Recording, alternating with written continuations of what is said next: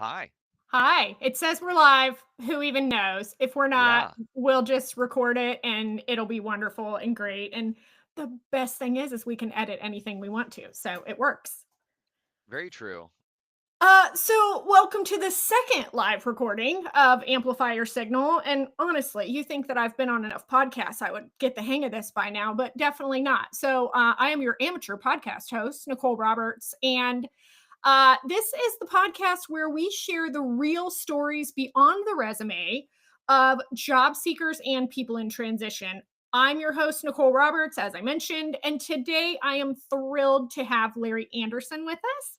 He's a free agent newly on the market and is going to be sharing some insights from both his experience as a recruiter and his current journey in transition. So, we're going to dive into some strategies for improving the hiring process for both candidates and hiring managers. Larry, please introduce yourself, share a little bit about your background, career, journey, all of those things, and tell us more about you. Yeah, thank you for having me on the show. Really do appreciate it. I guess a little bit about myself. I live in Atlanta, Georgia. I grew up. For those that know anything about Georgia, I grew up on a Vidalia onion farm as a younger kid. So, but no, I've been recruiting for the last almost 9 years now. Maybe, yeah, it's been a while. So, super excited to really dig into some of the topics that we've discussed. We're getting into today, and that's all I've got to say to intro. I know people are going to hear a lot about me through this call, so want to make sure I don't repeat myself too often. So Sure. No, totally understand that. So, one thing that fascinates me is kind of how people get to where they are today, what their journey has looked like. What did you wanna be when you were a kid? Like, did you have aspirations of being involved in, kind of the people side, or what were you looking for? What did you wanna do when you were a kid? no, I mean if the guitar over my shoulder means anything, I wanted to grow up and be a musician. Mm, So definitely didn't work out that way. I mean, I even went to the University of Georgia, didn't finish, but you know, did all of the music requirement classes. I studied classical guitar there. So yeah, that's what I wanted to be. I wanted to be a rock star. Uh, you know, still play. I'm still technically a musician, but I'm not a professional one by any means. mm, So mm. So, how did your journey go from wanting to be a rock star to getting into recruiting? yeah, so while I was at the University of Georgia, I got this random call about an internship where I could sell educational resources to people door to door in a different state than Georgia. Mm. Uh, my first summer I did that summer internship. It was a 100% commission role, but they sent me out to Oklahoma, and it was the rainiest on record summer ever in Oklahoma history. And that's when I started wearing Crocs. That's neither here nor there, but that it was my journey to go into sales, and I like that so much. I did that summer crazy summer internship for 5 summers, and then once I was done with college, not because I graduated but because I was done, Done. Just uh I continued that knocking on doors for another 5 years selling insurance door to door. So I did that for 5 years, and then finally I got tired of knocking on doors, and a buddy of mine who I had sold books with during the college internship days was a recruiter, and I reached out to him and said, "Hey, you're a recruiter. Find me a job." yeah, And Alex Daniels, who's a great friend to this day, he says, "Why don't you come work with me?" there you go. And so he was my first foray into recruiting. It was an agency recruiter, agency supporting third-party integrators like Accenture, Worldwide Technology, Sagetti, you name it. Well, that's who we were supporting and hiring, very technical talent across the nation. I got tired of working on a nationwide basis, so moved into a more boutique agency focused on supporting Atlanta-based startups, Mm. and loved doing that work. And was doing that agency side, supporting local Atlanta businesses until I had an opportunity to work at Spanx. I don't know if you're familiar with Sarah Blakely. I love Uh, Sarah Blakely. Yeah, she's great. I didn't work report to her or anything. I had 2 interactions with her. Don't let me hype that up too much. But no, I one of my best bosses ever. Still keep in touch with her, Emily Forbes. She's married, but she was Emily Steger at the time. Loved working with her, and eventually they brought me on to be their first to support their first CIO at Oh, Spanx okay. and fill out their entire tech org. And once that had happened, I didn't want to work on fashion roles, so I left there and started helping a Boston-based startup called Connect RN, and they're a Series B startup. I helped them grow from I was 60 employee 67 Mhm. to over 250 in 11 months. Uh, and so that was wild. I was their first recruiter that was brought in. I established all those processes. It was a lot of fun. Loved everybody that I worked with.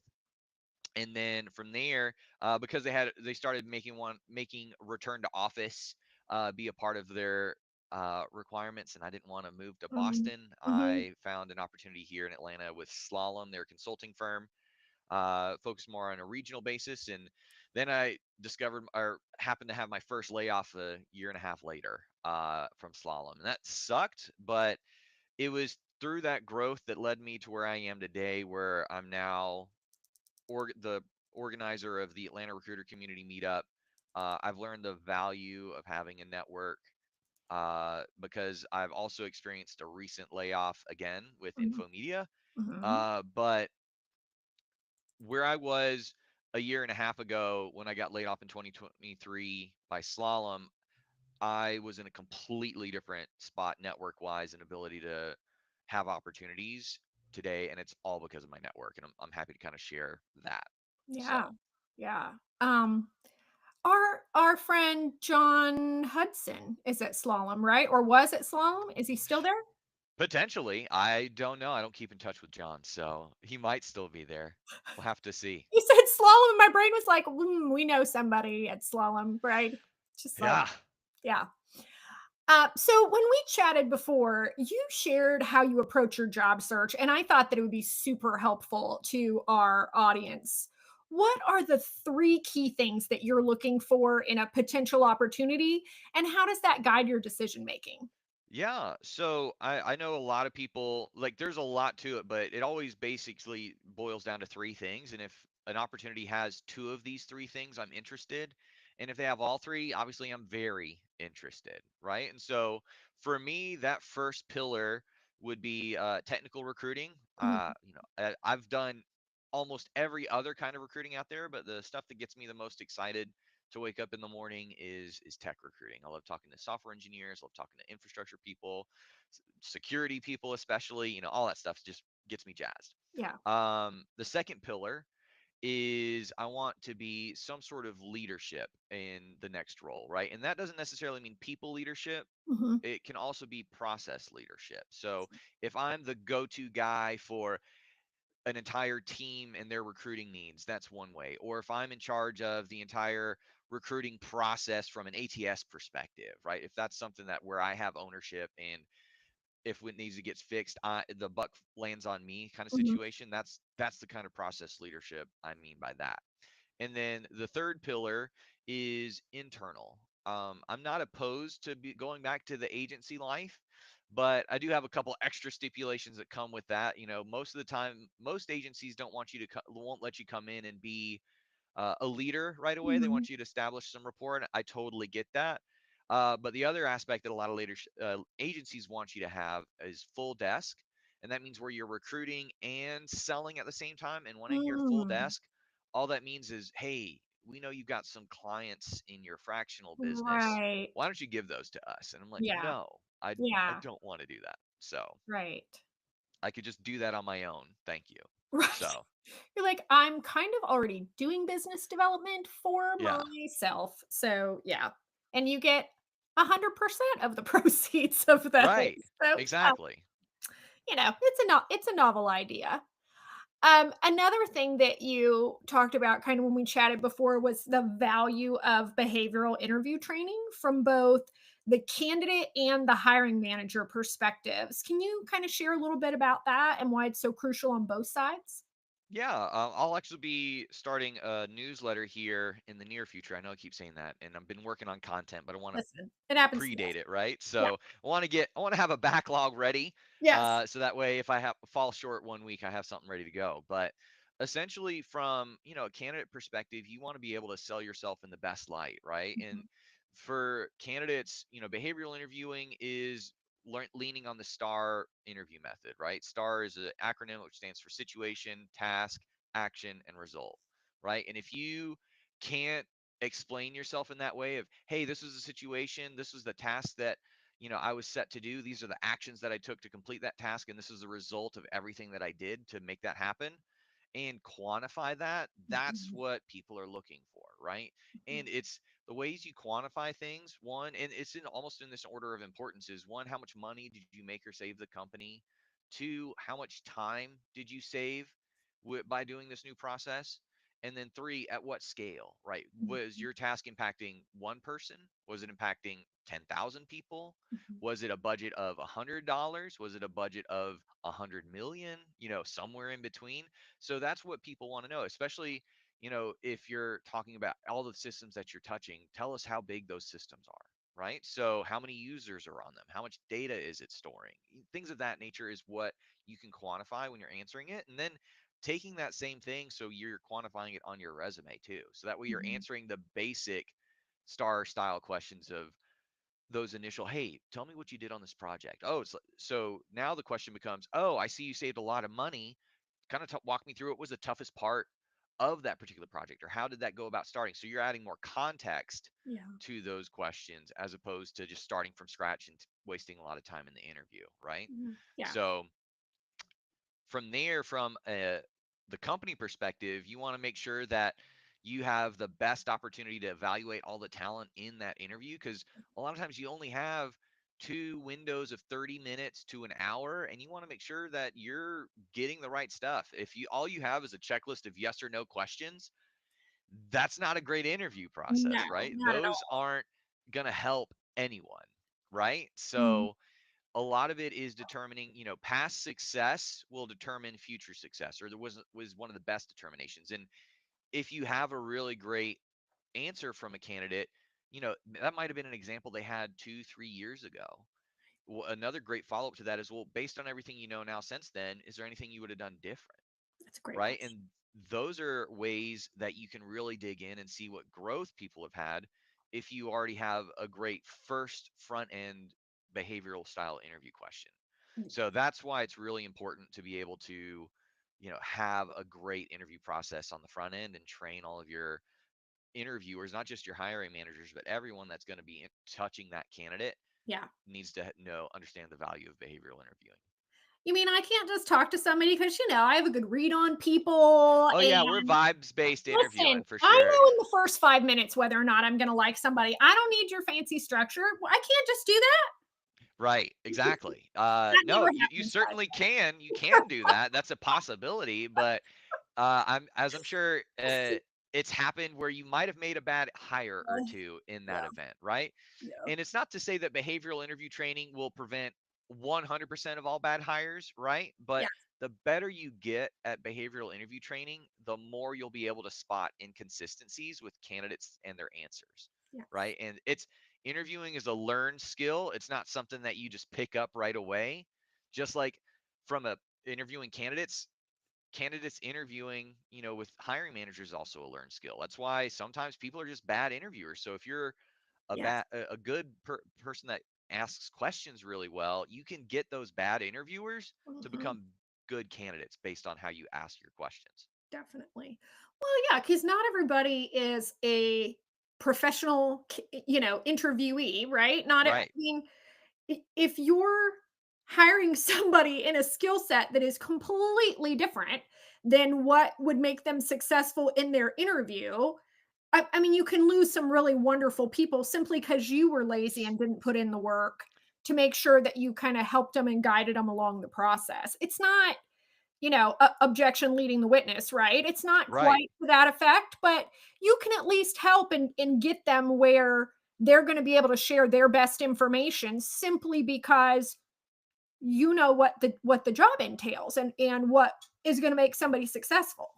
Exactly. Yeah, And then when it comes to having your entire interview panel, everyone that touches them shouldn't be asking the same questions, right? You should be evaluating across a totally different spectrum, right? Where you as a hiring manager want to know, hey, give me some examples of where you've done what I hope you can do in this job, right, right? right. And then for your cross-functional interviewers, that a lot of what they're going to be digging into is how do you manage your stakeholders? How do Mhm. you work with other teams? Give me some examples of where you've worked with a cross-functional team Right. that's like us, right? Yes. Whether it be project management, product, software engineering, anybody, right? Yes. And so giving those examples and allowing them to dig into how they manage those relationships or resolved conflicts between those groups, right? How Yeah. you mean you have a different requirement than what I thought it was? Oh my gosh, how do you handle that?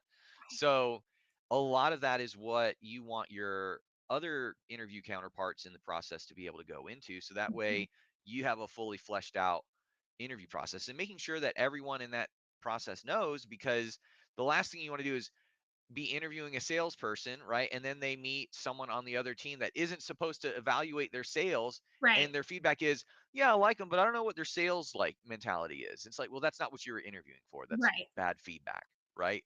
So it's making sure that everyone knows their lane and does their best to dig into those lanes. Definitely. Definitely. So I know that you have been involved in revamping hiring systems for companies. What are some of the common issues that you see, and how do you approach fixing those?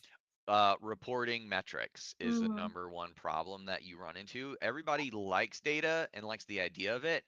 Not everybody knows the best way to find it, mm, let alone create reports on it, right? mhm. Like what is important? For some places, it's time to hire, Yeah. which is the time that you speak from a candidate to the time that they get placed. Yes. Sometimes it's time to fill, which is the date that the job is approved to the date that someone's in butts in seat, right? So there's a lot of different metrics, and making sure that people understand what those metrics are important to the business, and then how do you go about reporting on them. Some of them are easy, right? Like that time to the approved open to time to fill. Yeah. But then if it's long, now what do you do? Right. I don't know why it's long. Right. Where was the hole in the process? Was it from the hiring manager? Was it from the recruiter? Was Yeah. it from what have you? And so if you're not tracking everything in between, Mhm. that time to fill metric is bogus. It doesn't tell you anything, right? Yeah. So, and then if it improves from one to the other, you don't know why it improved. And Mhm. if it gets longer from one quarter to the other, you're wondering, oh my gosh, what went wrong? And that's why you got to track everything, Right. right? So data entry is something that a lot of people don't like, but if you get into the habit of making data entry, and a lot of times you can set up these systems to automate a lot of these processes as Mhm. long as you put in the right data, and you'll Right. get great reports out of it so you can understand where everything went wrong because your time to fill is too long. Yeah. So conversely, if your time to fill is great, but your quality of candidate is garbage because they're so focused on time to fill, get somebody in the seat, then you've got, your problems there as well. Yeah, and that's even on the back end, Yeah. right? Like that's where, hey, we got somebody in less than 30 days. We beat the industry standard by 15 days. Heck yes, this is awesome, Yeah. right? And then you're firing them 60 days later because they weren't good. That means your interview process, like somebody didn't do their job. Yes. Whether it's the recruiter, the hiring manager, your cross-functional panelists, and it might be because we didn't talk about what people should talk about in the process and Mhm. make sure that they're trained properly in behavioral interview training. So, Yeah. agreed. Tracking who's been on those panels. I've been in some places where that isn't easily tracked. Mhm. And then if there's a sub, there's no way to tell if that sub's been trained in how to interview, right? So they just come in willy nilly. It's like, yeah, I'm just gonna give them my normal spiel, and it's, hey, tell me about yourself. Cool, that's great. I like doing that too. So it's rough. Yeah.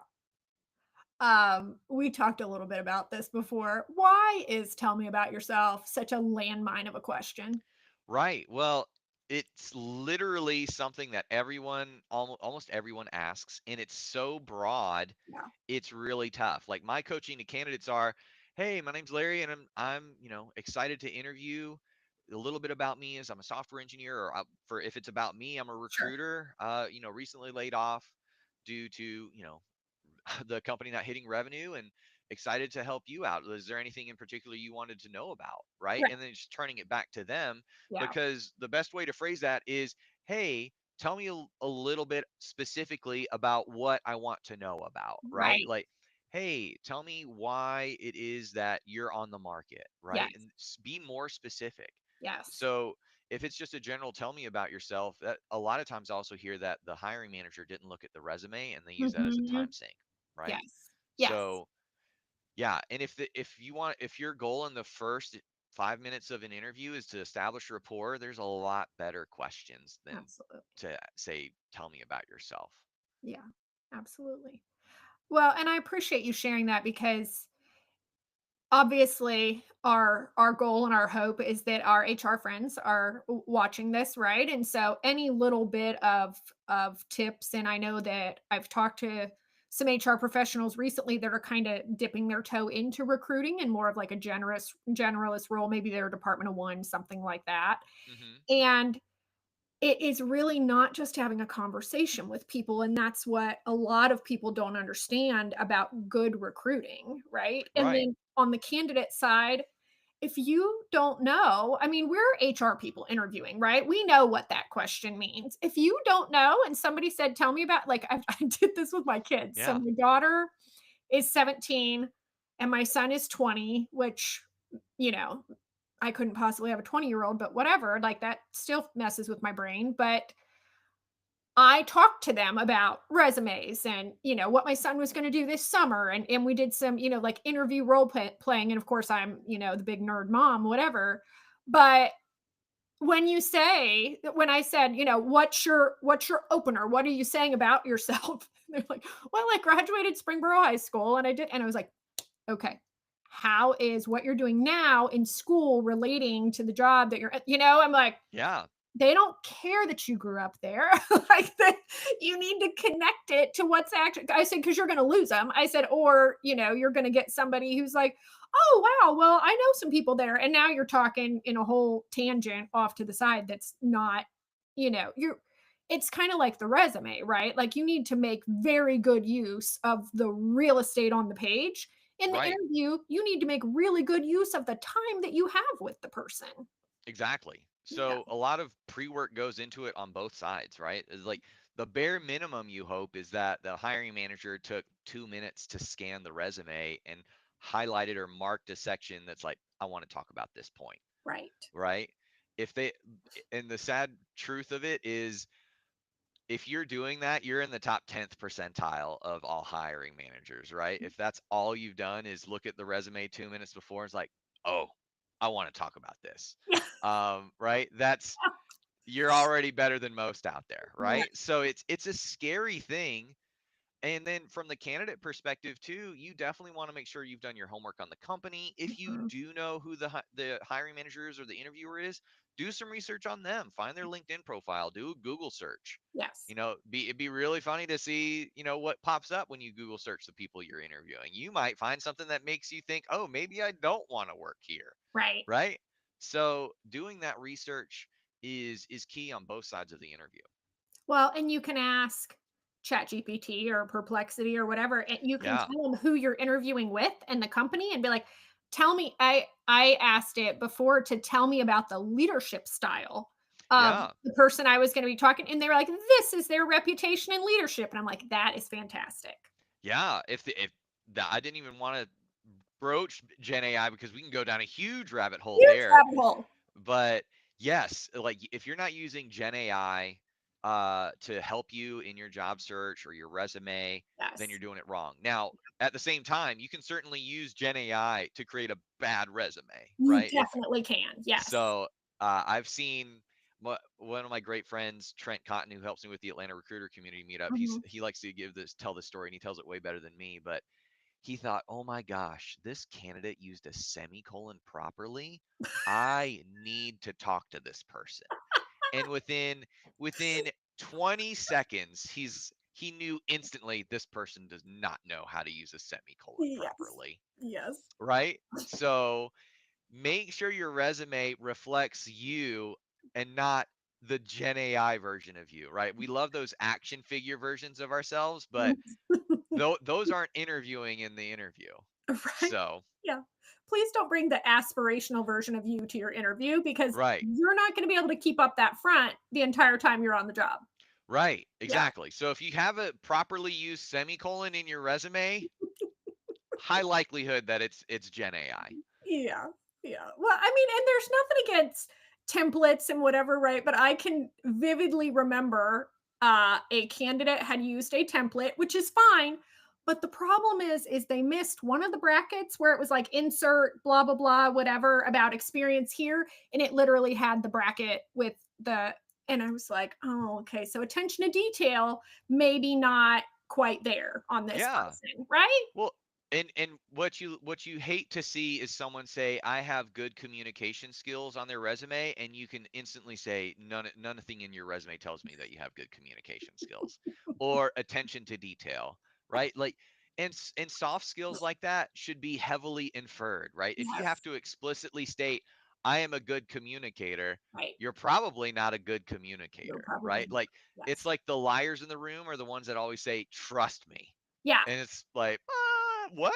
Why Yeah. do you have to make sure that why are you reinforcing that with me? Yeah. Or So, they say, "I'll be honest with you," and I'm like, "Wait, were we not honest right, before? right. Wait, what?" Yes. Do you lie to everyone else?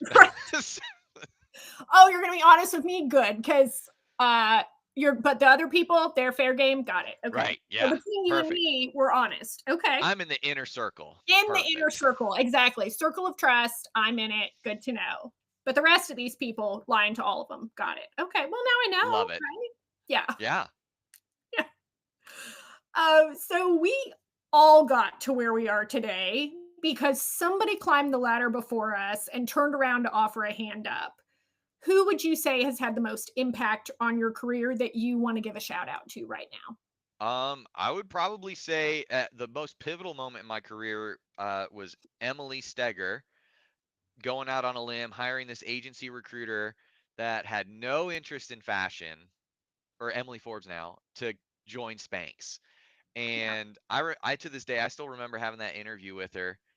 And Emily goes, Larry, we're looking to hire a lot of tech people, and we need somebody that Mhm. knows tech. I don't know a ton about tech, and that's why I need to just trust you. And then we're also doing a new ATS implementation. Would love a partner in that, all that stuff. And somehow I impressed her enough that she wanted to extend the offer and hire me, and that's been one of the biggest changes in my career. Another honorary mention is Alex Daniels, who was the one that brought me into recruiting in the first place, and we still chat on a regular basis.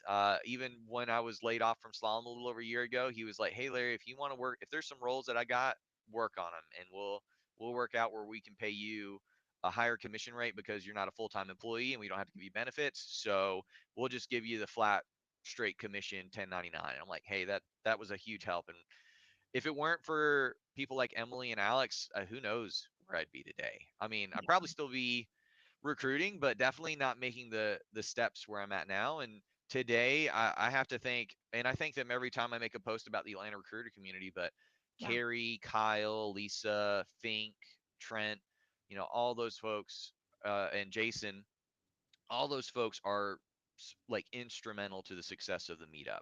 So I can't thank them enough. I love that. And we're going to link to all of those people in the show notes. And also, when we kind of reshare this, we'll make sure that we tag those people. Awesome. So, if you're a nerd like me, or even if you're not, I think a lot of people are looking to learn something new. And I definitely have a spirit of continuous improvement. Is there anything that you are reading or listening to right now that you want to share? Yeah, Fink and Trent, so Brian Fink and Trent Cotton both put out amazing content. Like, if you're not following Love Blind them, Tank. you're losing out, right? Yeah. Especially when it comes to like latest tech in recruiting and HR. Trent's the go-to. Anything new and cool in recruiting, Fink is my go-to. And then what's great about both of them is they bring on different voices, Mhm. and they incorporate different voices. Yeah. An honorary mention on this too is the entire team at Hire Easy. Shannon Mm, Pritchett I love her. and Dan Harton. Like, those two are putting out so much great content, so much support. Yes. It's awesome to see what they're doing for the recruiting community. So, Yeah. and then once you go down those rabbit holes, you have so many other really great content creators that you will find if you don't like all of them, one of them will at least be someone that you really enjoy. Yeah. So, and learn a lot from. Yeah. Um, I'm a huge animal lover, and I've seen this orange cat behind you a couple of times now. We need to Oh, meet the orange cat. yeah, that's Milo. Oh my He gosh. is, Hi, Milo. yeah, he's a dog in cat's clothing. He's never met a stranger. I love it. And so, yeah, he was just in my lap actually, and he got tired of that. I So, love that. I saw him over your shoulder a little while ago, and I was like, be cool, don't react. yeah, he's quite fun. The other one you probably won't see, her name is Panga. She's a gray cat, and she is a pet on her own terms. Oh, So, we yeah, have one of those. Yeah. she'll let you know when she wants to be a pet. She'll let you know when she's not a pet. Yeah. So, Yeah. Yeah, we have one of those for sure. She will definitely give you the impression that she's a pet, but if you do anything pet-like with her, it's a 70-30 chance that that's actually an allowed pet yeah, offense. Yeah. yeah. Oh, yeah. Yeah. So how a lot of times people don't have a quantified ask. And the goal of this podcast is kind of share your story and share how we can help you. What is your specific ask of how this network can help you? Yeah, so I put out a post earlier this week that kind of outlined those three pillars, and it was amazing to see the amount of outreach and people that are sharing job leads with me I love individually of like, hey, Larry, I saw this. I don't know if it's a fit, but check it out. You'll be able to tell me. And that is so huge. One, it makes me feel heard and noticed, right? Which is Yes. key, especially when you're in a job search, is you see rejection all the time. So any kind of lifeline you get from someone saying, "Hey, I saw this and it made me think of you," is Yeah. massive, right? That kind of reinforcement of, "Hey, people do care about me," is huge Mhm. because you're not getting that from rejection emails, right? Right. Most of them tell you, "Hey, you're not a fit." Some of them soften the blow. I'm a big fan of softening the blows. Like, "Hey, this isn't the news that we wanted to share with you, but we went with someone else." Yeah. Right? So it sucks either way. It's not great to hear no matter how softened the blow is, Yes. but having that counterbalance of people actively participating in your search Mhm. is huge. Whether it's hey, let's chat today and commiserate, or hey, I saw this job. Here, is it a fit? Yes. And not even asking is it a fit, just I wanted to share it with you, sort of thing, right? Right.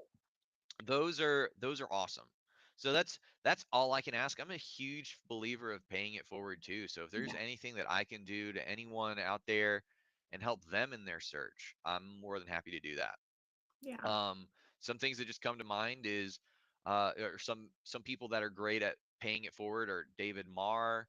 Another great one is Aaron Lentz. He's created this real-time list of TA and HR jobs. I've seen that. That's awesome. Yeah. There's too many people to count, but the amazing people that are big believers of paying it forward and doing it on a regular basis is great to see. Yeah. Yeah. I agree. I agree with you. Well, I promised 30 minutes, and based on when we got started, I think we're probably at it now. So thank you so much for joining me and for letting me share your story and letting me kind of talk shop a little bit. I missed that. Thank you so much for that. To our folks at home, if you enjoyed today's episode, please take a moment to subscribe to Amplify Your Signal and rate the podcast. Your support helps us get noticed and makes it easier for others to find these valuable conversations. Please connect with Larry. Larry, what's the best way to connect with you? Yeah, LinkedIn. I am recruiter Larry Anderson is my URL. So, but Love that. that's the easiest way to get a hold of me. Yeah, Unless you're in Atlanta, then you can come to the Atlanta recruiter community the second Thursday of every month. Check out the meetup site to learn more. there you go. So thank you, Larry, for sharing your insights with us today and for sharing, telling us a little bit about the Atlanta recruiting community as well. Thank you, everybody, for joining us, whether it was on where were we live? We were on Facebook, we were on YouTube, we were on LinkedIn. And then we'll be editing this and publishing it out to Spotify and Apple Podcasts as well. So thank you so much again. And join us next time as we amplify voices, elevate stories, and support one another one episode at a time. Awesome. Thank you, Nicole. Thank you. Okay, now you have to stay